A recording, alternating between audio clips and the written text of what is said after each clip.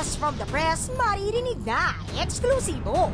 Mula sa report ni Reggie Buloan, Mariel Rodriguez at dating asawa ni Robin Padilla na si Lizelle Sicangco, magkasundo na nga ba?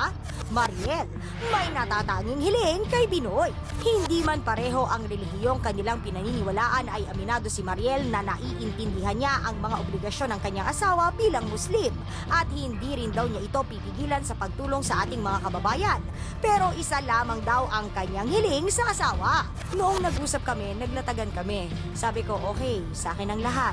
Foundation, mga anak, 4 kay Lizelle at 1 kay Lea Orosa. Kaya 5 lahat. Lahat yan inalam ko. Iisa lang ang sinabi ko kay Robin. Gusto ko, ako lang ang babae sa buhay mo ngayon. Ayoko nang may kahati. Kasunod nito ay agad din nilinaw ni Mariel ang isyong di umano'y kaya raw ayaw nilang magkaanak ni Robin ay dahil siya raw ang tumatayong ina sa mga anak ng aktor. Nakakahiya naman, may mother sila. Ang bait-bait ni Lizelle. More on friendship ang relasyon ko sa mga bata. Pagdidiin pa ng kapatid host. Hindi pa kami nagkikita personal pero nagkausap na kami noon sa text. Father's Day yon, nag-reach out ako sa kanya kung okay lang na mag-Skype si Ali at si Robin. Umayag siya. Mabait si Lizelle. Kaya wala akong nakikitang rason para hindi kami maging okay. May pasalubong pa nga siya sa akin eh. At kapag pumunta mga bata sa Australia, nagpapadala rin ako ng something para sa kanya. So wala talagang issue sa aming dalawa.